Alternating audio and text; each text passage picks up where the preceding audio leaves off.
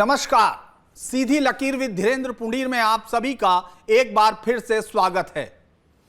BJP लगातार हमलावर है कि उत्तर प्रदेश की 2 सीटों पर रायबरेली और अमेठी पर कांग्रेस ने अपने अभी उम्मीदवार घोषित नहीं किए हैं। यहां तक कि बीजेपी के ताकतवर नेता और देश के गृह मंत्री अमित शाह ने कहा कि पार्टी के नेता अपने गढ़ छोड़कर भाग रहे हैं। इशारा राहुल गांधी और प्रियंका गांधी का था।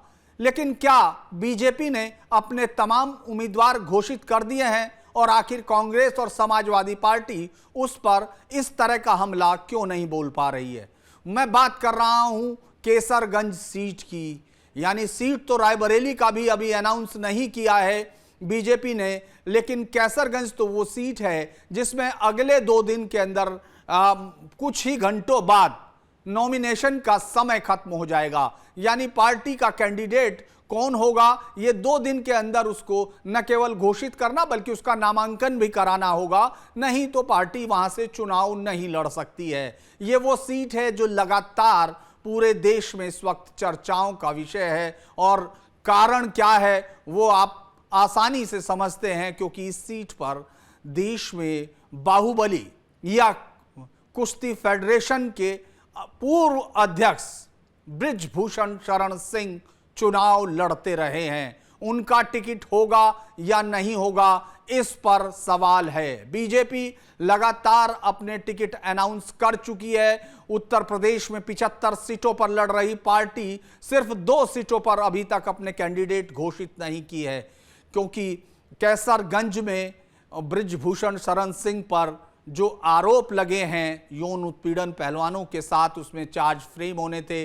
पहले लगा कि 26 अप्रैल तक चार्ज फ्रेम होंगे। उन्होंने अपनी तरफ से अदालत से एक स्पेशल अपील दाखिल की थी जिसको कोर्ट ने नहीं माना, और अब वो 7 मई को होंगे। तो इंतजार इतना लंबा नहीं किया जा सकता, क्योंकि 3 मई तक आपको फैसला करना है। कई अलग अलग चीजें हैं जिसमें कहा गया फॉर्मूलों के तौर पर कि बीजेपी चाहती है कि वो अपनी पत्नी को 1996 की तरह चुनाव लड़ाएं, बीजेपी के टिकट पर केतकी सिंह टिकट लड़ें, यानी पर्दे के पीछे से बृजभूषण शरण सिंह लड़ें। लेकिन बृजभूषण शरण सिंह हैं कि पर्दे के पीछे जाने की बजाय मंच से खड़े होकर सीधा घोषणा करना चाहते हैं कि हां मैं ही उम्मीदवार हूं। होई सोई जो राम रचि राखा, ये जो उनका शब्द है, जो उन्होंने जो चौपाई पढ़ी, कई बार पढ़ चुके हैं इसको। तो लेकिन हमारे सामने ये सवाल है कि ऐसा क्या है कैसरगंज सीट पर बीजेपी के ऊपर सपा और कांग्रेस हमलावर क्यों नहीं हो रही हैं? क्यों नहीं वो पूछती हैं कि आप बृजभूषण शरण सिंह को टिकट देंगे कि नहीं देंगे? क्योंकि यही वो तिलिस्म है जो बृजभूषण शरण सिंह का है। ऐसे सांसद कितने होंगे इस देश में, आप शायद उंगलियों पर भी गिन नहीं पाएंगे, जिनमें से जो अलग अलग सीटों से लड़कर जीते हों। उनमें से गोंडा, बलरामपुर और कैसरगंज, यानी एक सांसद 3 अलग अलग सीट अलग अलग समय जीतकर 6 बार जीतकर संसद तक पहुंचा हो। उसके खिलाफ आरोपी की फहरिस्त अगर आप गिनने लगें तो आपको टाइम लगेगा। एक वक्त तो उनके खिलाफ 38 मामले तक माने जाते थे, अलग अलग केस भी कोई छोटे मोटे नहीं। उनमें टाड़ा से लेकर बाबरी मस्जिद विध्वंस के 39 आरोपियों में तक में नाम शामिल था। जेल गए, जेल रहे, और अब सबसे ताज़ा विवाद तो उस वक्त आया जब 2023 में उनके खिलाफ महिला पहलवान और कुछ और पहलवान जिन्होंने दुनिया के मंच पर भारत का सम्मान बढ़ाया, वो धरने पर बैठ गए। आरोप था कि उन्होंने यौन उत्पीड़न किया है इन महिला पहलवानों का, जिन्होंने इस देश को, तिरंगे को देश के दुनिया के मंचों पर फहराया है। नब्ज आंकते हैं। अगर मैं कहूं कि बृजभूषण शरण सिंह राजनीति की नब्ज भी सही से पकड़ते हैं, और उस नब्ज के चलते सपा भी ये जानती है कि अगर बीजेपी टिकट काटती है तो एक उम्मीद उनकी बन जाएगी, क्योंकि 2009 में बृजभूषण शरण सिंह जो बाबरी मस्जिद विध्वंस में एक समय में ये उद्घोष करते हैं बहुत उसके साथ कि अपने इलाके का मैं पहला आदमी था जो आंदोलन में जेल किया गया था। मुलायम सिंह यादव ने सबसे पहले मुझे गिरफ्तार कराया था और बाद में जब सीबीआई ने केस बनाया तो उसमें भी मैं अपने इलाके का पहला आदमी था। तो यानी जो उद्घोषणा थी वो साफ थी कि मैं भाजपाई या मैं वो पहला शख्स जो लगातार बीजेपी के उस मूवमेंट में था या आंदोलन बाबरी मस्जिद को लेकर जो आंदोलन चला था उसमें शामिल था। लेकिन समाजवादी पार्टी के साथ भी रिश्ते कमजोर नहीं रहे हैं और यही वो कड़ी है शायद जो मजबूर कर रही है बीजेपी को बार बार सोचने पर और अब तक नाम अनाउंस नहीं कर रही। आज इस पर आखिर वो है क्या, तिलिस्म क्या है? क्या राजपूतों से जो नाराजगी का पहले 2 फेज में पश्चिमी उत्तर प्रदेश में, उधर आप जब गए तो राजस्थान में आपको लगातार ये प्रेशर बीजेपी पर महसूस होता दिखाई दिया। उन्होंने अपने राजपूत नेताओं को, जिसमें खुद योगी आदित्यनाथ और रक्षा मंत्री राजनाथ सिंह, पुष्कर सिंह धामी, इन सब को इस समय चुनावी मैदान में उतारा है ताकि वो इस गुस्से को कम कर सकें। लेकिन क्या अगर बृजभूषण शरण सिंह का टिकट कटता है तो इस आग में घी का काम होता है, या फिर बृजभूषण शरण सिंह इस सब से अलग अपने आप में एक ऐसी शख्सियत में बदल चुके जो किसी भी पार्टी को इन सीटों पर कमजोर कर सकते हैं या जिता सकते हैं? इस पर बातचीत करने के लिए मेरे साथ हैं मेरे सहयोगी अंबिकेश्वर जो गोंडा से जुड़ रहे हैं, मेरे साथ हैं जानकी सन जी जो खुद गोंडा से और बहुत वरिष्ठ पत्रकार हैं, और मेरे साथ हैं हेमंत तिवारी जी, उत्तर प्रदेश के वरिष्ठ पत्रकार। हेमंत तिवारी जी को आपने अलग अलग मंचों पर देखा होगा। आप सभी मेहमानों का बहुत बहुत स्वागत है। मैं शुरुआत अगर करूं तो मैं एक खबर के तौर पर पहले अपने संवाददाता से पूछ लेता हूं। अंबिकेश्वर, चूंकि अंबिकेश्वर भी पहलवान रहे हैं तो मुझे लगता है कुछ दांव तो पढ़ पाते होंगे। अंबिकेश्वर, ये कौन सा दांव है बीजेपी का, जो बीजेपी का दांव है या ये चरखा दांव है बृजभूषण शरण सिंह का, जिसमें दोनों पार्टियां फंसी हुई हैं? देखिए, अगर हम बृजभूषण शरण सिंह की बात करें तो बृजभूषण शरण सिंह का ये धोबिया पाट दांव हो सकता है, क्योंकि अभी तक जिस तरह से सांसद की अगर बात करें तो सांसद के तौर पे बहुत सारे सांसद हो गए, लेकिन कोई ऐसा सांसद जो सभी पार्टियों के टिकट को होल्ड करके रखा हो, जिसके कारण सभी पार्टियों ने अपने अपने टिकट को होल्ड करके रखा। भारतीय जनता पार्टी के टिकट की आज समाजवादी पार्टी देख रही है, वो सारी पार्टियां देख रही हैं कि जब बृजभूषण शरण सिंह का टिकट फाइनल होगा उसके बाद ही कोई पार्टी अपने टिकट अनाउंस करेगी। जी, लेकिन मैं ये जानना चाहता हूं कि आखिर कह क्या रहे हैं बृजभूषण शरण सिंह? आप तो उनके, मुझे लगता है कि काफी दिन अखाड़े में भी रह चुके हैं, बताइए तो, दर्शक जानना चाह रहे हैं आपसे। नहीं, देखिए जी, बात यह है कि सांसद बृजभूषण शरण सिंह का अभी यही कहना है कि हमें टिकट मिलेगा और जल्द ही टिकट मिलेगा, और उनका तो यहाँ तक कहना है कि आज हो सकता है हम शाम तक टिकट मिल जाए। और सूत्रों के अनुसार तो ये भी है कि उन्होंने अपने सारे 10 जो जरूरी कागजात हैं उनको पूरे करा लिए हैं, और भारतीय जनता पार्टी की तरफ से जो केवल फॉर्म ए और बी आना है, केवल वही फॉर्म का इंतजार हो रहा है, जिसके बाद वो क्योंकि 48 घंटे से कम समय बचा हुआ है, और अगर कोई नया कैंडिडेट आता है और उसको वो सारे दस्तावेज पूरे कराने होंगे तो 48 घंटे से ऊपर का समय लगेगा। और भारतीय जनता पार्टी के एक प्रत्याशी के रूप में सांसद बृजभूषण शरण सिंह ने अभी सारे दस्तावेज पूरे करा लिए हैं, जैसा कि सूत्र बताते हैं। जी, मैं आता हूं, एक बार पहले द्विवेदी जी के पास चलता हूं, चूंकि वो यहाँ लगभग मुझे लगता है 4 दशक के करीब गोंडा के आसपास की पत्रकारिता अपनी आंखों से देख चुके। यानी अगर मैं कहूं कि 1991 के उस बृजभूषण शरण सिंह को जो आंदोलन से निकला था और बाद में 1996 तक अलग अलग आरोपों में फंसता हुआ, वो 2023 तक का दौर उन्होंने देखा है, करीब से देखा है। अब मैं पूछ रहा हूं ऐसा क्या है, यही सवाल मैं आपसे पूछ रहा हूं जानकी जी, इस तरह का क्या है जो बृजभूषण शरण सिंह को इनविंसिबल बना रहा है? वो भले ही इस समय अदालत में जूझ रहे हो, अदालत में वो पहले भी कई बार, और इससे बहुत सीरियस ऑफेंस, हालांकि ये भी बहुत सीरियस है, मैं माफ कीजिएगा किसी दर्शक को ये नहीं किसी को ठेस लगे, लेकिन मेरा सिर्फ ये कहना है कि टाडा जैसे कानूनों के तहत जे शूट आउट के आरोपियों को उन्होंने शरण देने के आरोप को झेला है, बाद में कोर्ट ने उनको बरी किया, सबूतों के अभाव में वो बरी हुए। तो जानकी जी, क्या ताकत है, आपको क्या ताकत लगती है? देखिए, बहुत ही महत्वपूर्ण प्रश्न है ये आपका।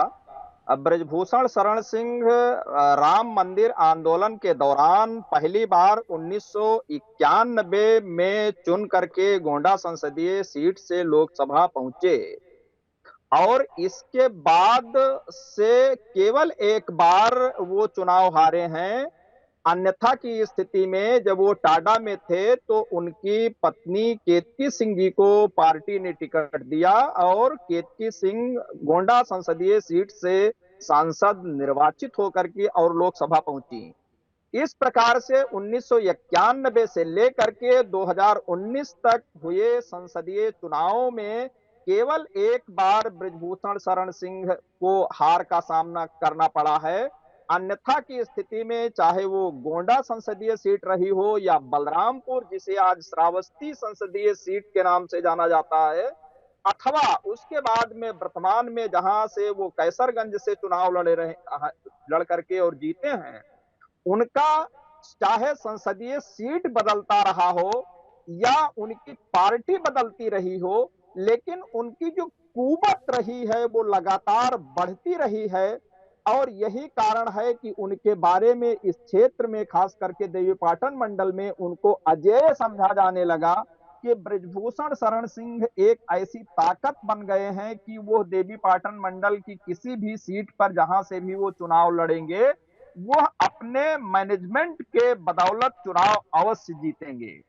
जहां तक उनके मैनेजमेंट की बात है उसके बारे में मैं बता दूं कि उनकी जो लोकप्रियता है, जिसके चलते वो आम नागरिकों के बीच में, आम मतदाताओं के बीच में जाकर के जो उनकी एक ख्याति बनी है, काफी हद तक वो सहायक होती है। इसके अलावा 1991 में सांसद बनने के बाद से जिस प्रकार से उन्होंने इस पूरे देवीपाटन मंडल में उन्होंने जो एक नारा दिया शुरुआत से ही सांसद बनने के बाद में कि साक्षर गोंडा सुंदर गोंडा, और साक्षर गोंडा के नारे के साथ में उन्होंने जिस प्रकार से इंटर कॉलेज और डिग्री कॉलेज खोलने का अभियान शुरू किया और आज की तारीख में उनके लगभग 5 दर्जन इंटर कॉलेज और डिग्री कॉलेज देवीपाटन मंडल में हैं, तो वहां का इतना बड़ा नेटवर्क है छात्रों का, वहां के शिक्षकों का, वहां के शिक्षणेतर कर्मचारियों का,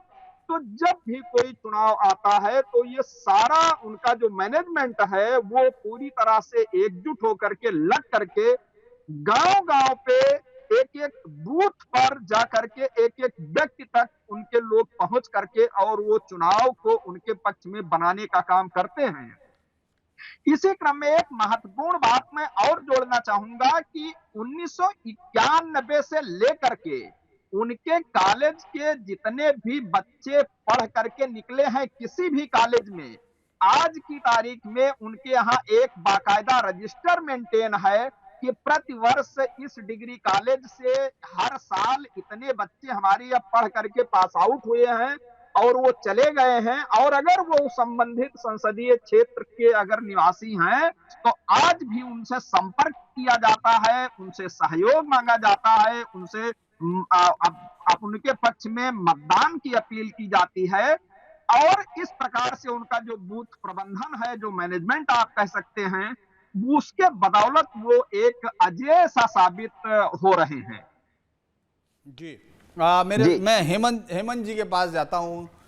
हेमंत जी, आपने तो इतना लंबा समय उत्तर प्रदेश की लगभग हर एक सीट को समझा है, देखा है, ऐसी क्या मजबूरी है? समाजवादी पार्टी पर यह सवाल उठाती नहीं है, बीजेपी कांग्रेस ये सवाल नहीं उठाती है कि आप अमेठी पे हमको बार बार तल रहे हो और आपके पास एक सीट है ऐसी कि आप ये फैसला नहीं कर पा रहे हो कि इतने बड़ा अगर आरोप है, आपको लग रहा है कि आपके उनको चार्ज फ्रेम होने वाले हैं, आप तो तमाम चीज़ों के लिए जाने जाते हो कि साहब हम तो बिल्कुल करप्शन मुक्त और यहाँ कोई लीडर अपरिहार्य नहीं है। आपने बहुत सारे टिकट बदलने की कोशिश की, हालांकि उत्तर प्रदेश में ऐसा नहीं हुआ है, लेकिन फिर भी आपको ये क्या लगता है, क्योंकि लखनऊ से बैठकर जो अलग जो वहां दिखता है, क्योंकि 100 किलोमीटर का एरिया है जिसको ताकत माना जाता है ब्रजभूषण शरण सिंह की, लेकिन क्या ये वाकई ताकत पार्टी से बड़ी हो रही है? पार्टी तो ये भी कह रही है कि हम आपकी पत्नी को टिकट दे सकते हैं, आपके किसी परिवार के जन को टिकट दे सकते हैं, लेकिन आप मत लड़िए। ऐसी जिद क्या है उनकी? देखिए धीरेन्द्र, वास्तव में ब्रजभूषण शरण सिंह ने भाजपा के टॉप लीडरशिप को बहुत दुविधाओं पर याफर था। बहुत ऑथेंटिक खबर है याफर था, और कायदे की बात थी कि इनको मान लेना चाहिए था।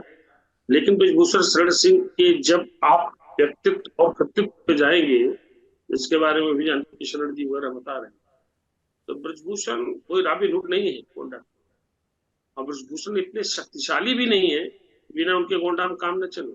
2009 में समाजवादी पार्टी से लड़ चुके, और अभी 2022 के इलेक्शन में उनके बेटे गोंडा सदर सीट से बमुश्किल तमाम 4-4.25 वोट से चुनाव जीते। ऐसा नहीं, और जिसको हराना चाहते थे वो 40,000 उससे ज्यादा वोट से। ये स्थिति देखिए, भारतीय जनता पार्टी ब्रजभूषण को लेकर के मतलब ऐसी वहां है जैसे उसके गले में एक ऐसी हड्डी फंस गई है, न निगल सकती है न निगल सकती। आपने अपने इंट्रोडक्टरी उसमें बताया इस चीज को, सही है, 100% सही है कि अब तक अगर उनका टिकट अनाउंस हो गया होता तो वेस्टर्न यूपी में और खास तौर से उसके बाद राजस्थान के शुरुआती चरण में और हरियाणा के चुनाव में इसका बड़ा नुकसान हुआ होता। यही एक इलाका था जहां महिला पहलवानों के पक्ष में इसके खिलाफ मोर्चा खोला गया था। और एक सामान्य शो नहीं है, क्योंकि ये महिला की अस्मिता की बात भारतीय जनता पार्टी बहुत बड़े स्तर पे करती है, उसके लिए भी दिक्कत है। और आपने जो कांग्रेस या सपा की बात कही, कांग्रेस और सपा तो देख रहे हैं, समाजवादी पार्टी देख रही है, अगर इनका मामला नहीं बना तो इनको लपक लेंगे, कैंडिडेट बना देंगे। कैंडिडेट तो बसपा के भी हो सकते हैं, उनका अपना एक नेटवर्क है। अब द्विवेदी जी ने सही बताया नेटवर्क क्या है। नेटवर्क उनके अपने कॉलेजेस से जुड़े हजारों की संख्या में लोग हैं जो पूरा चुनाव वही लड़ाते, सबका इलेक्शन में खबा दिया जाता, वही सारा प्रबंधन करते, एक नेटवर्क है। और जहां तक भाजपा की बात है, देखिए भारतीय जनता पार्टी के पास ऐसा नहीं कि वहां कैंडिडेट नहीं। अगर अपने कॉरेस्पॉन्डेंट ने बताया उन्होंने कागज तैयार कर लिए, अब कागज पांडे नहीं तैयार करवाइए, कागज तो कल 2 घंटे में अजय सिंह भी तैयार कर सकते हैं, जिनको उनके विकल्प के रूप में भारतीय जनता पार्टी ने देखा है। ऐसा थोड़ी कि एक तरफा छोड़। तो भारतीय जनता पार्टी को एक ब्रजभूषण के नाते बड़े बल्क के नुकसान की एक आशंका, नंबर 1। नंबर 2, जो निगलते ये नहीं बन रहा है कि अगर ब्रजभूषण का टिकट भाजपा काटती है तो दिक्कत सबसे बड़ी होगी कि शक्तियों की पहले दूसरे चरण में जो नाराजगी देखी गई असल में थी, वह नाराजगी जो अभी सेंट्रल यूपी और ईस्टर्न यूपी में नहीं है, वो उधर फैल सकती है। ये बड़ा डर है, गंभीर डर है। तो भारतीय जनता पार्टी के सामने इधर खाई तो उधर क्या कहते हैं, इधर नाला उधर खाई, दोनों तरफ परेशानी, और इसीलिए टिकट इतना लंबा होल्ड पे है। समाजवादी पार्टी क्यों नहीं बोल रही? क्योंकि समाजवादी पार्टी है कि हम इनको ले सकते हैं जरूरत पड़ने पर। कांग्रेस इसलिए नहीं बोल रही है कि कांग्रेस की लंबी योजना है। कांग्रेस अगर सोचती है कि अगर ये इनको टिकट दिया जाता है तो प्रियंका गांधी, राहुल गांधी और उनकी टॉप लीडरशिप इसको महिला अस्मिता से जोड़ करके, चूंकि इनका जो मामला चल रहा है उसके लीगल एस्पेक्ट्स को आपने अच्छा क्लियर किया है, तो ऐसी परिस्थिति में ये पैन इंडिया इस इशू को ले जाएगी। उसका कोई नफा नुकसान नहीं, लेकिन उसको एक इशू मिल जाएगा, और भारतीय जनता पार्टी इस बात से डर रही है। हाँ, एक बात जान लीजिएगा, असर तो ब्रजभूषण शरण सिंह की पर्सनालिटी का है। मैं भी उनको, मेरे ख्याल में जानकी शरण जी को याद होगा कि जब वो साकेत महाविद्यालय की छात्र अभियत करते थे, मैं उस समय से उनको जानता हूँ। कुछ खूबियां हैं, खूबियां नहीं होती तो कोई लगातार इतने समय तक, इतने साल तक लगातार नहीं जीते। खूबियां भी है, पब्लिक से जुड़ाव भी है। और सबसे बड़ी बात, जो गोंडा की अंदरूनी राजनीति की एक बहुत महत्वपूर्ण कारक बताऊं आपको, कहा जाता है कि पिछले 7 वर्षों से सत्ता शासन शीर्ष से अपने खराब रिश्ते के बावजूद जिस ब्रजभूषण सिंह ने वहां अपना औरा बना रखा है। क्योंकि देवी पाटन एक ऐसा मंडल है जहां मुख्यमंत्री योगी आदित्यनाथ गोरखनाथ के बाद ज्यादा सक्रिय रहते हैं। वहां भी एक बड़ा मंदिर है, काफी बड़ा मंदिर, उनकी सक्रियता रहती है। वहां की पॉलिटिक्स में भी उनकी सक्रियता रही है। और ज्यादा दिलचस्पी रही वर्षों तक, तो उसको लेकर के मुझे लगता है कि योगी जी से भी उनकी कोई पटरी पॉलिटिकल प्रत्यक्ष रूप से खाती नहीं, मतलब अंदरूनी तौर पर नहीं पटरी खाती।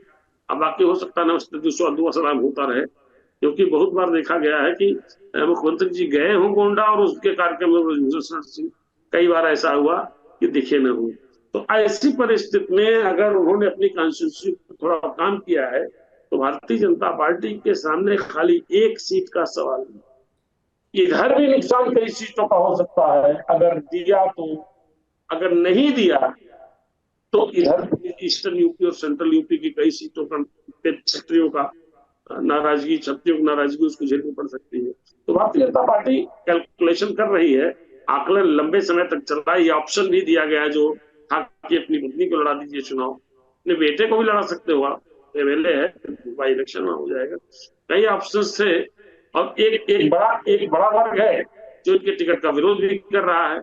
उसमें कई विधायक हैं गोंडा के, तो जिसमें कर्नलगंज के विधायक हैं, प्रेम नारायण पांडे को जिक्र किया, और एक और वर्ग है जो इनका विरोध करता है। इन परिस्थितियों में भारतीय जनता पार्टी बहुत ऊहापोह में है। एक सीट के विषय को लेकर के वो या तो इधर बड़ा नुकसान इधर खाए और एक सीट पे अगर टिकट काटे तो उधर नुकसान खा जाए। तो नुकसान कितना ज्यादा होगा इसका आकलन किया जा रहा है, लेकिन अब आकलन के लिए वक्त बचा नहीं है।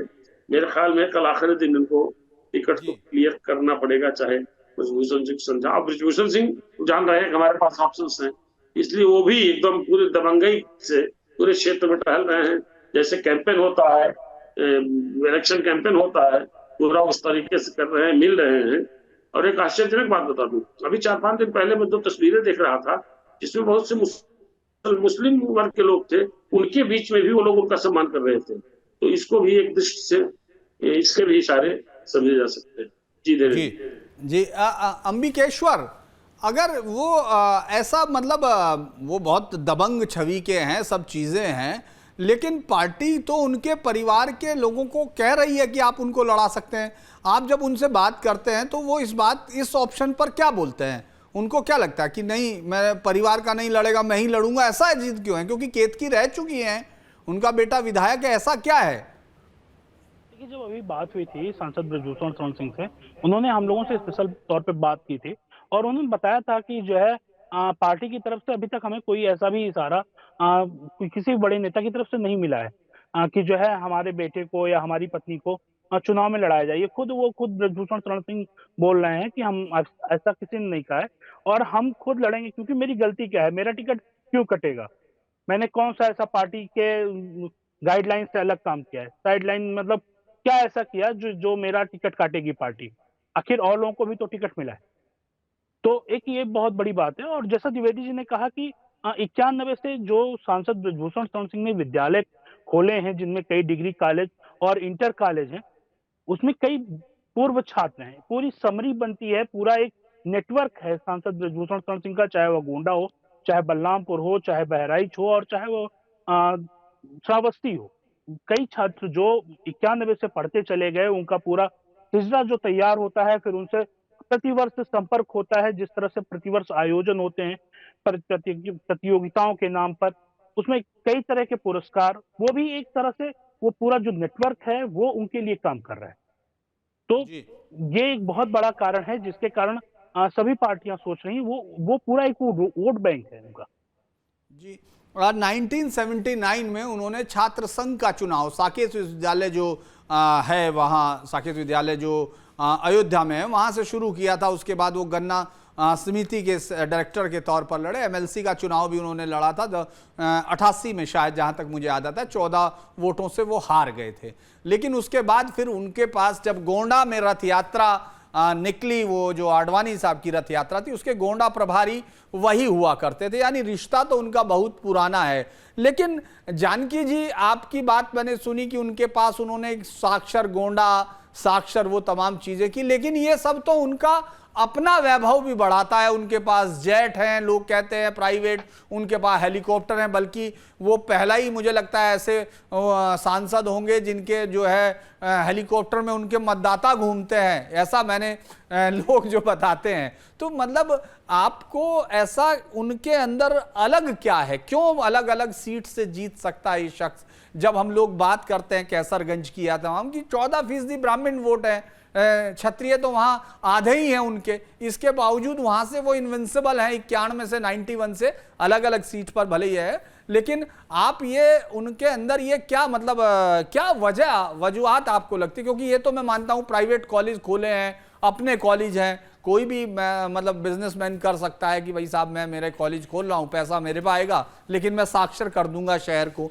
तो आपको क्या लगता है? क्योंकि कुछ ना कुछ तो एक लाइन होगी। एक तो ये जरूरी है कि ग्राउंड से, ऐसे बहुत कम नेता होंगे इस समय 2024 में भी जिन्होंने छात्र संघ से चुनाव जीत के, गन्ना समिति जैसे और तमाम चुनावों में जीत हासिल करने का एक फक्र लिया हो। तो ऐसे कम होते हैं, लेकिन कोई कैरेक्टर तो होगा। जब उन पे टाड़ा का आरोप लगा, और आरोप भी कोई हल्का फुल्का नहीं था भाई, दाऊद इब्राहिम जो इस देश के सबसे बड़े आतंकियों में से एक है, मैं डॉन नहीं कह रहा हूं, मैं अपराधी नहीं कह रहा हूं, मैं आतंकी बता रहा हूं। 1993 के ब्लास्ट का कोई आज तक सबसे बड़ा ब्लास्ट है अगर हम लोग आज भी देखें मरने वालों की संख्या के तौर पर। 2007 का जो ब्लास्ट, ट्रेन ब्लास्ट हुए थे सीरियल, उनके अलावा, या फिर आप जो 2008 का अटैक है ताज पैलेस पे। तो ये तमाम चीजों के बावजूद उनके साथ जनता रही कैसे? क्योंकि ये तो बड़ी बात है कि आप पे टाड़ा के चार्ज लगे हों, आप सबूतों के अभाव में बरी हुए हैं, फिर उसके बाद आप पे बाबरी मस्जिद विध्वंस का भी लगा, उसके बाद अब जो लगा है ये तो और गंभीरता की तरफ है। जब आप उस समय हो, आपके पास देश के लिए एक पूरी दुनिया के पटल पर छा जाने वाला, और पूरी दुनिया से इस बात पर आरोप पर आया है। तो आपको मतलब वो क्या कड़ी है जो उनके लोगों को इन सब आरोपों पर भी उनके साथ खड़ा करती है? देखिए, गोंडा जनपद का जो सिनेरियो कह लीजिए कुछ इस प्रकार से रहा है। यहाँ की इन 2 संसदीय सीटों पे क्षत्रिय मतदाताओं की भागीदारी अपेक्षा कम होने के बावजूद यहाँ से हमेशा जो जनप्रतिनिधि माने सांसद जो निर्वाचित होते रहे हैं, वो क्षत्रिय परिवार से ही चुन करके जाते रहे हैं, और वो भी कोई बहुत ज्यादा नहीं, बस 2-3 परिवार ही हैं। अगर हम बात करें तो 1971 से अगर हम चर्चा करें तो 4 बार वर्तमान सांसद जो गोंडा के हैं कीर्तिवर्धन सिंह जी, उनके पिता राजा आनंद सिंह 4 बार सांसद रहे हैं। 4 बार कीर्तिवर्धन सिंह खुद सांसद हो चुके, तो 8 बार तो गोंडा सीट का प्रतिनिधित्व केवल पिता पुत्र ने किया है। 1977 का जब चुनाव हुआ तो जनता पार्टी से सत्यदेव सिंह जी चुने गए, वो भी माने क्षत्रिय ही हैं। इसके बाद में फिर दूसरा जब घराना पलटा तो ब्रिजभूषण शरण सिंह जी चुने जाते रहे। उनके जेल जाने के बाद में उनकी पत्नी केतकी सिंह चुनी जाती रही। तो कुल मिलाकर के यहाँ का जो परिदृश्य है, निश्चित रूप से गोंडा में ब्राह्मण मतदाताओं की बहुलता है, लेकिन राजनीति में शुरुआत से ही, आजादी के बाद से ही कुछ दिनों तक तो बाहर से लेकर के हमारे देवीपाटन मंडल की सीटों पर आकर के लोग चुने गए। पंडित अटल बिहारी वाजपेयी को संयुक्त गोंडा बलरामपुर एक जनपद था, पहली बार चुन करके गोंडा जनपद ने उनको लोकसभा भेजा, बाद में प्रधानमंत्री हुए। के नैयर, शकुंतला नैयर, ये लोग भी सब यहाँ से बाहर के लोग आकर के शुरुआत में चुने जाते रहे, लेकिन 1971 के बाद से बस ये 2 परिवार ही राजनीति में प्रभावी रहा, चाहे वो गोंडा सीट रही हो, कैसरगंज माने जो भी है, गोंडा जनपद की ये स्थिति रही है। तो निश्चित रूप से जो समीकरण जो बन रहे हैं या इनका जो प्रभाव है, अभी जैसे हेमंत जी ने जो जिक्र किया कि पिछले दिनों अभी हम देख रहे थे जो कि मुसलमानों के बीच में जा करके, निश्चित रूप से इसके पूर्व वो समाजवादी पार्टी के टिकट पर भी आप अंदाजा लगा सकते हैं कि ये किसी का जादुई तिलिस्म ही या जादुई चमत्कार ही इसको कहा जा सकता है कि जो व्यक्ति आडवाणी के रथ का नेतृत्व जिसने किया हो, जो व्यक्ति अयोध्या में जो विवादित ढांचा था जिसको मुसलमान बाबरी मस्जिद कहते थे, उसके ध्वंस का आरोपी रहा हो, और वो व्यक्ति भी जब अल्पसंख्यक लोगों के बीच में या सीधे सीधे शब्दों में कहें तो मुसलमानों के बीच में जाता है और उनके बीच भी वो फूल मालाओं से लाद दिया जाता है, उसके लोग पहुंचने पे हाथ चूमते हैं, स्वागत करते हैं, सत्कार करते हैं, तो कुछ न कुछ तो ऐसी बात होगी कि जब वो भारतीय जनता पार्टी में आते हैं तो वो धुर बिल्कुल हिंदूवादी नीति की बात करते हैं और उस पर जो है आगे बढ़ते हैं, और दूसरी तरफ जाते हैं तो उनको भी वहीं पे स्वागत होता है। ये जो समीकरण जो बन रहे हैं, जैसे कि हमको बीजेपी से बाय द वे अगर टिकट नहीं मिलता है और हो सकता है कि हमको अगर दूसरे पार्टी से, खास करके समाजवादी पार्टी की तरफ अगर जाना पड़े, उधर से हमको अगर देखना पड़े, ये स्थिति अगर बनती है तो उन परिस्थितियों के मद्देनजर वो पूरी तरह से मुसलमान मतदाताओं को भी साधने में जुटे हुए हैं, और पिछले दिनों से जब भी वो क्षेत्र में जाते हैं तो समान रूप से न केवल हिंदू मतदाता बल्कि मुसलमान मतदाताओं के बीच भी जाकर के उनसे मिलते हैं, गले मिलते हैं, उनके बीच में माला पहनते हैं, और छोटे बच्चे जो होते हैं, अभी पिछले दिनों ईद का कार्यक्रम था, उस दौरान कई जगह ईद मिलन के बाद में वो गए और तमाम मुसलमान बच्चों को हमने देखा कि वो गोदी में लेकर के और टोपी पहने बच्चों को जो है वो फोटो खिंचवा रहे हैं। माने कुल मिलाकर के वो ये संदेश देने की उनकी ये कोशिश लगातार जारी है, और इतना ही नहीं, संदेश वो बहुत साफ साफ देते हैं। वो अपने भाषणों में जा करके कहते हैं कि हिंदू मुसलमान कोई अलग नहीं है, जो आज की तारीख में मुसलमान हैं वो सब कन्वर्टेड हिंदू रहे हैं, वो उनके पुरखे जो हैं वो हिंदू रहे हैं, वो किन्हीं कारणों से वो मुसलमान हो गए, लेकिन उनको मैं इस वजह से अलग नहीं कर सकता कि वो किन्हीं कारणों से मुसलमान हो गए, वो भी सब हमारे परिवार के लोग हैं।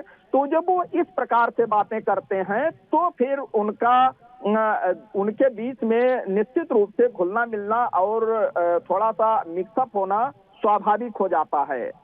जहां तक टिकट के कसमकस की बात है कि किन परिस्थितियों में ये जो विलंब हो रहा है, हेमंत तिवारी जी ने अभी जो कहा, बड़े भाई ने, निश्चित रूप से मैं उससे पूरी तरह से सहमत हूं, लेकिन हरियाणा का कोई बहुत बड़ा इशू इसलिए नहीं है कि वहां का इशू सॉल्व करने के चक्कर में तो बहुत विलंब हो जाएगा, क्योंकि हरियाणा में जो चुनाव है वो हरियाणा में 6वें चरण में चुनाव होना है, जबकि गोंडा और कैसरगंज सीट पे 5वें चरण में चुनाव होना है। तो हरियाणा में चुनाव तो यहाँ के बाद में होना है, तो वहां तो अब नामांकन इस समय वहां भी चल रहा है, लेकिन वहां की और इस स्थिति में तो उसका तो नहीं हो सकता।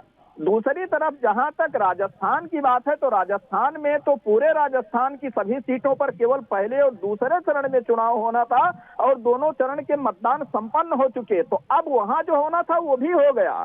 तो अगर उस समीकरण को साधने के उद्देश्य से अगर इनका टिकट रोका जाता तो तब भी अब तक हो जाना चाहिए था, लेकिन कुल मिलाकर के ये बात अवश्य है कि भारतीय जनता पार्टी इस मामले में पसोपेश अवश्य है कि अगर गोंडा या आज का जो पूर्वी उत्तर प्रदेश है, बृजभूषण शरण सिंह एक बहुत बड़ा नाम है क्षत्रिय नेता के रूप में, और बृजभूषण शरण सिंह का टिकट अगर भारतीय जनता पार्टी काटती है तो उसको पश्चिम में जो नुकसान हुआ वो तो हुआ, लेकिन जैसे जैसे पूरब की तरफ चुनाव बढ़ते जाएंगे भारतीय जनता पार्टी को नुकसान होने की संभावना ज्यादा है। निश्चित रूप से मुझे लगता है कि पार्टी इसी बात की एनालिसिस करने में लगी हुई है कि इनको टिकट काटने से कितना नुकसान होता है या टिकट देने से कितना फायदा हो सकता है। इन्हीं समीकरणों पे पूरी तरह से विचार विमर्श करने के उपरांत ही, क्योंकि अब समय बिल्कुल नहीं बचा है, तो प्रत्येक दशा में अब अगले 24 घंटे तक हर हाल में पार्टी को कुछ न कुछ फैसला लेना ही पड़ेगा। जी मैं हेमंत जी के पास जाता हूँ। हेमंत जी, मतलब पार्टी वैसे तो सिद्धांतों पर है कि हम लोग सिद्धांतों पर हैं, वरना यही सीट जिस पर कैसरगंज पर ऐसा नहीं है कि बहुत ज़्यादा मतलब आपकी उस बात को मैं आंकड़ों से भी बिल्कुल आपने जो सही कहा वो आंकड़े उस तरफ भी जाते हैं, क्योंकि जो पहला चुनाव था 1951-52 का चुनाव था, जिसको बहुत बड़े फेज़ों में मतलब लोग फेज़ की बात करते हैं चूंकि इतना ज़्यादा डिसिमिलिटी थी, पहला चुनाव था, सुकुमार सेन साहब ने जो एक इनविंसिबल वर्क किया था, उसी चुनाव में जो के नायर की पत्नी सुशीला नायर वो बाकायदा जीती। यानी ये उन बहुत चंद सीटों में से है जिन पर कांग्रेस ने पहले चुनाव में जीत हासिल नहीं की थी, और भारतीय जनसंघ की तरफ से भारतीय जनसंघ को महज 3 सीटें मिली थी उस पूरे जो चुनाव में, महज 3 सीटें, और उनमें से एक सीट कैसरगंज की सीट थी। तो जिसको कह सकते हैं कि वहां, और उसके बाद कांग्रेस दूसरे चुनाव में जीतती है और उसके बाद 84-80 में जीतती है, यानी कुल मिला के महज 3 बार जीती है वहां से कांग्रेस। तो वहां जड़ें गहरी हैं पहले से उस राजनीति की जो अल्टरनेटिव कांग्रेस के अगेंस्ट रही है, और खासतौर से हिंदू राजनीति की अगर हम बात करें, क्योंकि सुशीला नायर उसके बाद 2 बार और जीती हैं। तो ये जो उसके बावजूद बीजेपी अपने आप पर यकीन क्यों नहीं कर पा रही है कि ठीक है, अगर आप अपने परिवार को भी नहीं मान रहे हैं तो हम आगे की तरफ चल दें। ये बात सही है कि पश्चिम की नाराजगी थी, लेकिन जाटों की वहाँ हरियाणा में चूंकि बीजेपी जहां वहां जो बीजेपी का समीकरण है वो बहुत ज्यादा जाटों के साथ चलकर नहीं है। पश्चिम उत्तर प्रदेश में जरूर इस बार के गठबंधन में था। तो ये जो समीकरण है, क्या सिर्फ क्षत्रिय नेता होने की वजह से है, या वाकई एक ऐसे लीडर के तौर पर हम उनको देखें कि भले ही कितने आरोप उन पे चस्पा हो जाएं, लेकिन उन्होंने अपनी राजनीतिक अनिवार्यता इस तरह स्थापित की है कि वो अयोध्या, श्रावस्ती, बाराबंकी और इन तमाम गोंडा, बहराइच, इन तमाम जगह पर अपने आप को भले ही कुछ ही हजार वोट हो, लेकिन वो उनकी हैसियत रखते हैं। यही वजह है कि बीजेपी इतने बड़े आरोपों को, क्योंकि उन पर चार्ज फ्रेम होना है 7 मई को, तो मतलब तारीख है, वो तो अदालत के ऊपर है, क्योंकि उनके पास चार्जशीट फाइल कर चुकी है। तो ऐसे में आपको मतलब मुझे इस पर थोड़ा सा वो आश्चर्य होता है कि क्या सिर्फ आपको लगता है कि राजपूत वोटों का फर्क पड़ रहा है, क्योंकि पूरे देश में दिख रहा है, गुजरात में उसका जो असर है वो हम सब ने देखा। तो आपको फिर उसको देखते हुए क्या लगता है कि ये जो इनको अगर वो सीट पे टिकट ना दे तो सिर्फ यही सीट है, क्योंकि ऐसे बहुत सांसद मुझे लगता है आपको भी याद नहीं होंगे कि जो 3 अलग अलग सीटों से जीते हैं, और खासतौर से जो पारिवारिक सीट ना हो, जैसे आप ये भी कह सकते हैं भाई मैनपुरी से अखिलेश जीते हैं, फिर आजमगढ़ से जीते हैं, तो लेकिन वो जाति आधारित सीट है जहां उनका बहुत जबरदस्त वोट है, माई समीकरण है। लेकिन ये तो राजपूत बाहुल्य सीट नहीं है। हाँ, सही कहा आपने, राजपूत बहुल सीट नहीं है, लेकिन ऐसा नहीं है कि खाली ब्रजभूषण शरण सिंह ही कुछ सीट भारतीय जनता पार्टी को पता है। भारतीय जनता पार्टी एक पर्टिकुलर एक सीट की वजह से परेशान नहीं है, खाली एक सीट की वजह से पशुपेश में नहीं है। उस सीट पर इनके आने या उस सीट पर इनको टिकट न देने के जो आफ्टर इफेक्ट्स होंगे वो कितना, उसकी मात्रा कितनी होगी, ये उसका आकलन अभी तक भारतीय जनता पार्टी कर रही है। अभी आपने एक बहुत बहुत जरूरी सवाल किया था, बहुत बड़ा पॉइंट था कि आखिर समाजवादी पार्टी और कांग्रेस इस पर क्यों नहीं टिप्पणी कर रही है। उसको समझिए भाई, कांग्रेस तो तुरंत कहती कि इसको टिकट दे रहे हैं, ये तो महिला पहलवानों का शोषक है, ये है वो है, और इस तरह के स्टेटमेंट उन्होंने दिए हैं, उन्होंने महिला पहलवानों को समर्थन किया जाकर के, लेकिन वो चुप है, नहीं बोल रही। बोल इसलिए नहीं रही है कि चाहे अखिलेश यादव हो, अखिलेश यादव कांग्रेस का अलायंस है, अखिलेश यादव भी देख रहे हैं कि मान लीजिए अभी उन्होंने अटैक कर दिया होता कि इसको टिकट दे रहे हैं, ये कर रहे हैं, और कल को इनके हाथ लड़ जाते तब क्या मुंह दिखाते। उस प्रश्न का उत्तर दे है। दूसरे मैं फिर कह रहा हूं, जानकी शरण जी और अपने अम्बिकेश्वर जी तो वहां रहते हैं, मैं तो कभी कभी जाता हूं, लेकिन खबर पूरी रखता हूं। विधानसभा के चुनाव में इतने कम वोट से क्यों हारा ब्रजभूषण शरण सिंह का बेटा? वो तो उनका अपना शहर है, वही के स्कूल कॉलेज, वही से इतनी बार सांसद, और ऐसी जीत हुई थी जिस पर सवाल उठे, और उस जीत की वजह से इनको ध्यान होगा कि हमारे भी बड़े प्रिय इनके भी होते थे, मार्कंडे शाही, उनका क्या हासिल हुआ। डिस्ट्रिक्ट मजिस्ट्रेट वहां पर। ये विषय नहीं है, विषय यही है जो मैं देख रहा हूँ, क्योंकि इस बात की चर्चा है, कई और कारण होते जा रहे हैं। जैसे जौनपुर, मान लीजिए इसको आप जौनपुर से जोड़ो, जौनपुर में अब क्षत्रिय पहले से नाराज चल रहा, थोड़ी सी नाराजगी है। जौनपुर जिले में अब धनंजय सिंह, उनकी पत्नी वहां कैंडिडेट हो गई थी, तो वहां अधिकतम संख्या में क्षत्रिय सोच रहा है कि धनंजय सिंह साथ दिया जाए।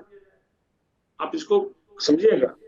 और जहां तक क्षत्रियों की वोटिंग पैटर्न की बात है, 2019 का पार्लियामेंट्री इलेक्शन याद करिए, सुल्तानपुर संसदीय क्षेत्र से मेनका गांधी एक बड़ी पर्सनालिटी है पॉलिटिक्स की, तो चुनाव लड़ रही थी, उनके खिलाफ सोनू सिंह चुनाव लड़ रहे थे, वो अलायंस के कैंडिडेट थे, और आखिरी चरण में फैसला हुआ 14-15 हजार से मुश्किल तमाम मेनका गांधी चुनाव जीत। तो भाजपा को पता है कि क्षत्रिय वर्ग हट जाता है या मुकम्मल हमारे साथ नहीं रहता है, इसलिए ऐसा कोई उपाय ना हो। अब अपोजिशन इसको तुरंत नीचे से खुल के नहीं, नीचे से हवा दे देगा। ये तो क्षत्रियों को घोर विरोधी है, इसका नुकसान उठाना पड़ेगा। आजकल इस चुनाव की सबसे बुराई, इस चुनाव के बारे में बता दूं धीरेन्द्र जी, इस चुनाव में कई ऐसी अफवाहें फैलाई जा रही हैं, कभी सोशल मीडिया के जरिए, कभी ऐसे ही कानो कान, जो बहुत नकारात्मक हो रही है, जिसका नुकसान सभी पार्टियों को हो रहा है। तो अब तो भारतीय जनता पार्टी इससे बचेगी। आप भी जानते हैं भारतीय जनता पार्टी के लिए 2014 और 19 जैसा चुनाव है नहीं, ये अपेक्षाकृत कठिन चुनाव है। यूपी में भी बड़ी लड़ाई है, बावजूद इसके भारतीय जनता पार्टी के पास है, तो कोई ऐसा रिस्क मुझे नहीं लगता है भारतीय जनता पार्टी लेना चाहेगी। और कोई ऐसी इंडिविजुअल पर्सनालिटी, आपने इंडिविजुअल पर्सनालिटीज की सारी दाल देखी, आखिर मेनका गांधी के बेटे वरुण गांधी को टिकट क्यों नहीं दिया? तो लगातार चुनाव जीत रहे, भाजपा नेतृत्व के पता था कि पीलीभीत से चुनाव फिर जीत जाए। बस ये थोड़ा दूसरे दृष्टि से देखते हैं, जिसने थोड़ा सा कॉलर खड़े करके बात किया, तो उसके साथ इनका हिसाब आपने देखा होगा। 10 साल की जो नई मिजाज की भाजपा कैसे हिसाब किताब करती रही है, ये भी प्रश्न है। लेकिन गोंडा वाकई में भारतीय जनता पार्टी के लिए एक बहुत फंसी हुई कड़ी बन गया है, गले की ऐसी हड्डी बन गया है जिसको न अभी तक निगल पाए हैं, न उगल पाए हैं, लेकिन कल तक तो इनको कुछ न कुछ करना ही है। अच्छा हेमंत जी, मेरा एक सवाल आपसे इसलिए है क्योंकि आपने इतना लंबा दशकों तक का और लगभग 80 की 80 सीटों का अनुभव, बल्कि 85 का ही है, भले ही राज्य दूसरा बन गया हो, आप तो उस वक्त सब तरफ घूमते थे। मैं ये जानना चाहता हूं कि इतने गंभीर आरोपों के बावजूद, हालांकि वो साबित नहीं हुए, मैं फिर कह रहा हूं, मैं बार बार किसी भी उसको, जो भी कानून की प्रक्रिया है हम उसी को मानते हैं, क्योंकि हम लोग पत्रकार हैं, हमको जो कानून के मुताबिक सही है उसी पर हम लोग स्टिक करते हैं। लेकिन फिर भी जनता का जो अलग होना, ऐसे समय में जब 96 में आप जेल में भी रह के गए हैं, उस समय में जब ये केस आया था तो जेल में भी रहे, आपने जेल में रहने के बाद वापस आने के बाद जब आपका टिकट कटा, आपकी पत्नी को बीजेपी ने टिकट दिया और 80,000 से जिता दिया। तो मतलब वो मैं समझना चाहता हूं, क्योंकि बहुत सारे माफियाओं को या बाहुबलियों को पिछले कुछ समय से जनता ने नकारा है। ऐसा नहीं है कि जनता ने उनको बहुत ताकत दी हो, ये लंबे समय से, मतलब मुझे लगता है कि 2017 के बाद या उससे पहले भी हम समझते हैं, क्योंकि अगर 12 का वो देखें दौर, जब अखिलेश ने भी कुछ उनके साथ समझौता करने से इनकार कर दिया था, चाहे 2017 हो, तो ऐसे में क्या वो आपको लगता है, क्योंकि आपका अनुभव शायद दर्शकों को ज्यादा समझाने में कामयाब होगा, कि आरोपों के बावजूद भी अगर आदमी ऐसा, वो तो फैसले तो बाद में आए ना कोर्ट के, आरोप तो आप पे चलते रहे, तो भी आप अपने वोटर्स को कैसे वो करते रहे, अपने साथ अलाइन रखा, कैसे? देखिए धीरेन्द्र जी, आपको खुद इस विषय की मास्टर रिपोर्टिंग करते हैं, मैं तो इतने साल से जानता हूं, आपराधिक अन्वेषण का बहुत अच्छा आपको ज्ञान है और वासियात का। मैं एक बात आपको बताऊं, सवाल यह है कि मुख्तार अंसारी चुनाव क्यों जीत जाते हैं? अतीक अहमद अपने क्षेत्र में चैंपियन की तरह कैसे रहे? राजा भैया क्या करते? ब्रिजभूषण शरण सिंह पर भी वह बात लागू, लेकिन ब्रिजभूषण शरण सिंह ने अपने आप को थोड़ा अलग तरीके से प्रेजेंट किया, अपने एस्टेब्लिशमेंट को थोड़ा अलग तरीके से, मतलब डेवलपमेंटल तरीके से उसको तैयार करते हैं। वरना एक बात कॉमन है इन सब में कि इनकी कुछ आदतें ऐसी होती हैं जो रॉबिन हुड है जैसी। ये धीरेन्द्र जी अपने समर्थकों के घर से घाट तक मौजूद रहते हैं। घर से घाट वाला शब्द बहुत साल पहले मैंने इजाद तो नहीं किया, तो मेरे मुंह से पहली बार निकला और बड़े तजुर्बे के बाद मैंने बात बोली थी। और आज भी कह रहा हूं कि किसी के यहाँ मौत हो गई, खुद नहीं जा पाए, तो उनका कोई आदमी जरूर जाएगा वहां, उनको संवेदना प्रकट करना। इससे क्या शादी है तो 7,000-5,000 रुपए जाके जरूर देते। ये सब करते थे। खाली इनका भाई नहीं, इनके खिलाफ 50-50, 70-70 मुकदमे हैं। इनके खिलाफ बड़े बड़े असलहे पकड़े गए। ये विषय गौर हो गया। ये कॉमन आदमी। और यही नहीं, मैं बताऊंगा, अगर कोई एक्सियन नहर में पानी नहीं दे रहा है गोंडा के किसी गांव में, तो कोई आम सांसद या विधायक जिस तरीके से कहेगा, उसके कहने में और ब्रजभूषण शरण सिंह के कहने में बड़ा फर्क है। वहां पानी जाने लगेगा, टेल तक पानी जाएगा। ऐसे ही घोसी और मऊ में हुआ करता था, ऐसे ही प्रयागराज में हुआ करता था, और ऐसे ही कुंडा में होता है।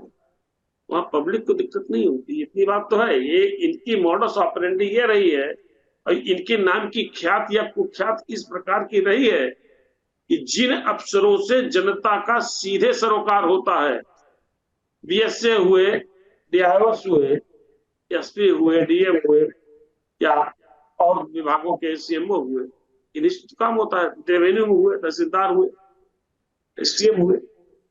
तो साहब ऐसा है कि किसी गांव की समस्या है तो दौड़ दौड़ के सांसद जी के यहाँ, तो सांसद जी चिट्ठी लिखते रहेंगे। लेकिन इन लोग, इस प्रकार के लोगों का एक फोन जाएगा तो वही अफसर तुरंत टॉप प्रायोरिटी को काम करेगा। ये बुनियादी फर्क होता है। जो सामान्य जनसेवक, जनप्रतिनिधि होते हैं निर्वाचित, उनमें, और इस तरह के लोग जिनको बाहुबली, धनबली कहा जाता। और इसके नहीं, इसके एक से एक उदाहरण रहे, जाना चाहिए वहां देखिए। कई बार तो लोगों के खिलाफ मुकदमे इसी विषय दर्ज किए गए। तो इनके काम करने का तरीका होता है। लेकिन मैं विश्वदशा ब्रजभूषण शरण को एकदम उस तरीके का नहीं देखता हूं, पर जो इनका बैकग्राउंड है, जो इनका अतीत है, छात्र जीवन से लेकर के उसके बाद सक्रिय राजनीति में सांसद लगातार रहते हुए, उन सबको देखते हुए ये बात तो लागू होती है। आप पूछ लीजिए, यहाँ जानकी शरण जी हैं, अम्बिकेश्वर हैं, कोई विधायक जो बात कहेगा और भूषण कह देंगे तो आप देख। हालांकि ये बात इस वक्त संभवतः जो हमको जानकारी है, इस वक्त ये बात नहीं चल रही है। इस वक्त शायद सत्ता शीर्ष से उत्तर प्रदेश में उनकी पटरी नहीं खाती, लेकिन अतीत में तो ऐसा ही होता रहा है ना जी। तो मैं अम्बिकेश्वर के पास जाऊंगा। अम्बिकेश्वर, एक बात बताओ, ये बात में कितना तुमने भी हेलीकॉप्टर में घूमे हो क्या उनके साथ? भाई हेलीकॉप्टर में सुना है कि मतदाता भी घूमते हैं, तुम घूमे हो कि नहीं? दर्शकों को तो जरा बताओ यार। नहीं धीरेन्द्र जी, बात तो बिल्कुल सही है। हेमंत जी ने जो कहा अभी कि जो है, जो शीर्ष से पटरी खाने वाली बात, वो यहाँ पर जो चाय पीते हुए लोग नुक्कड़ पर या फिर कार्यालयों में, अब ये बातें आम होने लगी हैं कि लगता है कि जो शीर्ष नेतृत्व है भाजपा का प्रदेश में, उससे उनका पटरी नहीं खाता, और जिसके कारण उनका टिकट अभी रुका हुआ है। और शायद यही कारण है कि टिकट उनका देर हो रहा है। और जहां तक हेलीकॉप्टर में घूमने वाली बात रही, वो तो मतदाताओं और उनके साथियों को भी घूमने का अक्सर मौका मिलता रहता है। हम लोगों ने भी अभी हेलीकॉप्टर में ही बैठकर उनका इंटरव्यू भी किया था। तो अक्सर जो है वो तो उनके लिए एक मतदाता भी घूमते हैं कि नहीं? ऐसा मुझे लगता है पहला क्षेत्र होगा जहां मतदाता हेलीकॉप्टर में घूमते हैं अपने विधायक, अपने एमपी के।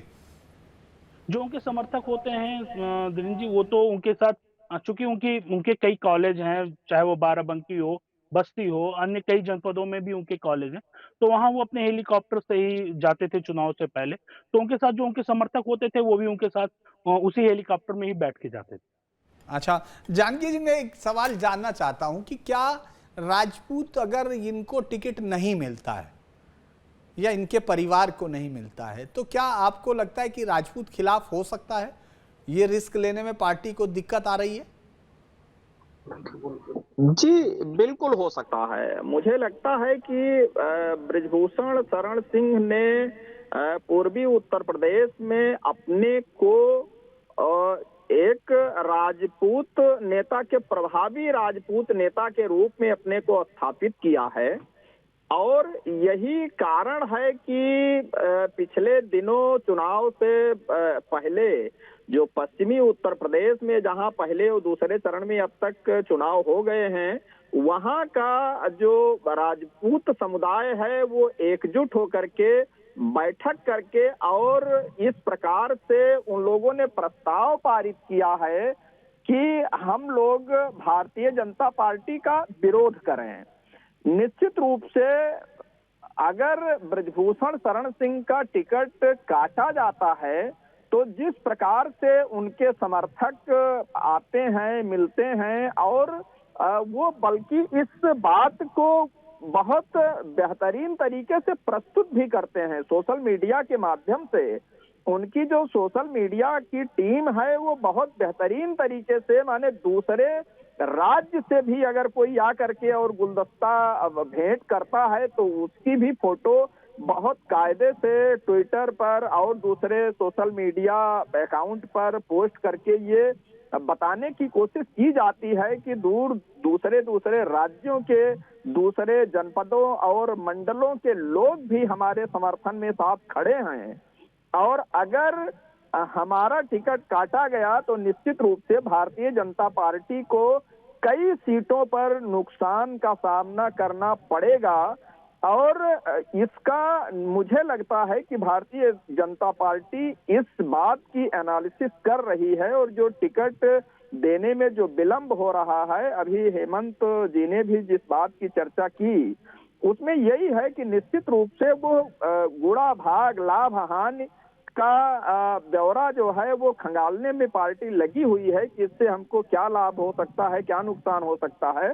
लेकिन निश्चित रूप से कई ऐसी सीटें जो पिछले लोकसभा के चुनाव हुए हैं, चाहे जो 2019 का ही लोकसभा का चुनाव जो हुआ है, कई ऐसे सीटें रही हैं जहां पर भारतीय जनता पार्टी के उम्मीदवार बहुत कम मतों के अंतर से चुनाव जीते हैं। निश्चित रूप से अगर क्षत्रिय मतदाता उन सीटों पर अगर भारतीय जनता पार्टी का विरोध करेंगे तो निश्चित रूप से कई सीट खतरे में पड़ सकती हैं। एक बात और मैं कहना चाहूंगा जिसकी अभी एक दो बार हेमंत जी ने इशारा किया, गोंडा विधानसभा चुनाव को लेकर के पिछला जो 2022 में विधानसभा चुनाव हुआ, जो बृजभूषण शरण सिंह के बेटे जो गोंडा सदर से विधायक है प्रतीक भूषण के बारे में जो टिप्पणी किया कि साहब वो जो है बहुत कम मतों से चुनाव जीते, उसके बारे में मैं ये स्पष्ट करना चाहूंगा कि मैं जिस प्रबंधन की बात कर रहा था वो बृजभूषण शरण सिंह का वो प्रबंधन ही था कि वो चुनाव वो जीत गए, नहीं तो चुनाव तो वो पूरी तरह से हारे हुए थे। तो मैं जिस प्रबंधन की बात कर अभी शुरुआत में मैंने किया कि वो अपने प्रबंधन के बूते चुनाव जीतते हैं, तो उनका वही प्रबंधन था जिस प्रबंधन के बूते वो चुनाव जीत गए, नहीं तो गोंडा की सीट हारी हुई थी। और उन्होंने मतदान के पहले इस बात डंके की चोट पर कहा था कि भारतीय जनता पार्टी अगर गोंडा विधानसभा का चुनाव अगर हार गई तो देवीपाटन मंडल की अन्य 18 सीटों में से कोई भी सीट जीतेगी नहीं। ये मीडिया से डंके की चोट पर उन्होंने बात कही थी और भले ही 4000-5000 से ही, लेकिन वो सीट उन्होंने जीत करके साबित करवा दी। तो ये उनका प्रबंधन रहा है। तो निश्चित रूप से आपका जो ये सवाल रहा है कि उससे कितना फर्क पड़ेगा, तो निश्चित रूप से भारतीय जनता पार्टी अगर बृजभूषण शरण सिंह या उनके परिवार को टिकट नहीं देती है तो निश्चित रूप से पूर्वांचल में उसका असर पड़ेगा बाद के चरण के जितने भी चुनाव हैं। इसीलिए मैं इस बात को और बहुत मजबूती के साथ कहना चाहूंगा कि भारतीय जनता पार्टी अगर इनको टिकट नहीं देती है तो निश्चित रूप से जो भी प्रत्याशी आएगा, मुझे लगता है कि मेरी उम्मीद है कि 99% वो क्षत्रिय समाज का ही प्रत्याशी होगा। दूसरे समुदाय से प्रत्याशी या दूसरे वर्ग से प्रत्याशी उतारने का जोखिम भारतीय जनता पार्टी कतई नहीं ले सकती अगर टिकट कटता है तो। जी जी, मैं एक आखिरी छोटा सा सवाल पूछता हूं हेमंत जी से। हेमंत जी, जरा अपने अनुभव के आधार पे आप बताइए, ये हम दोनों सिर्फ एक प्रिजम्पशन कर रहे हैं इसलिए कोई वो नहीं है, आपको लगता है कि काट सकती है कि नहीं? जब मोदी जी के नेतृत्व पे चुनाव है, योगी जी का कानूनी ताकत है और जो लॉ एंड ऑर्डर है, तो काट सकती है कि नहीं? आपको क्या लगता है? ये बड़ा कठिन सवाल है, जिस सवाल का जवाब जी लाखों लोग ढूंढ रहे हैं। काट भी सकती है, नहीं भी काट सकती है। काटेगी तो क्षत्रिय प्रत्याशी के तौर पर कर्नल के विधायक अजय सिंह हैं।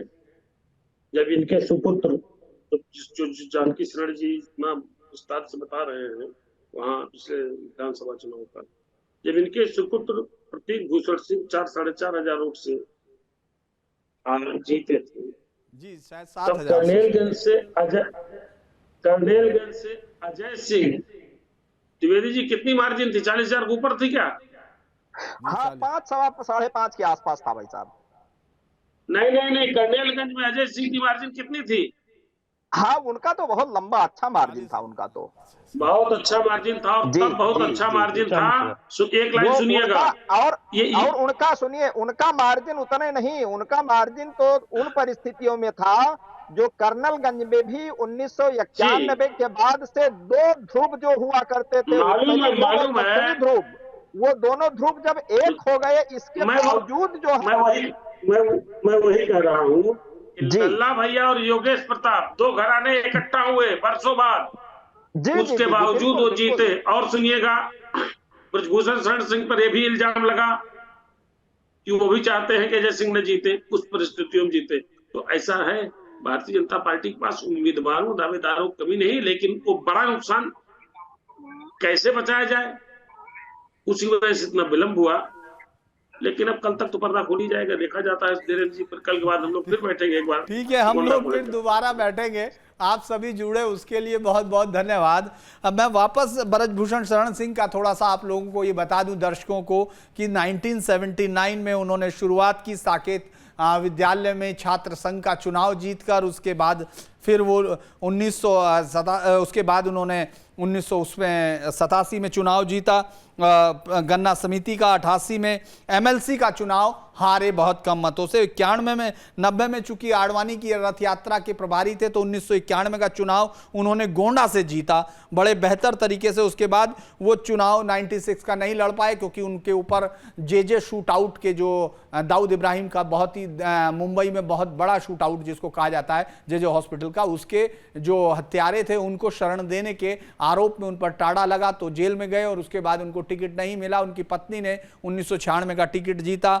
1999 में फिर वो बीजेपी से गोंडा से जीते, 2004 में बीजेपी बलरामपुर से जीते, 2008 में पार्टी से निष्कासित हुए। चूंकि वो राजनीति की नब्ज जरूर समझते हैं कि राजनीति की नब्ज कैसे नापी जाती है, लिहाजा वो समझ गए 2009 में पार्टी नहीं आ रही है तो 2008 में वो वोटों के निष्कासित होते हैं। 2009 में सपा के टिकट पर वो वहां से जीतते हैं और कैसरगंज से, फिर 2014 और 2019 में कैसरगंज से बीजेपी के टिकट पर जीतते हैं, क्योंकि फिर वो वापस बीजेपी में चले आए थे।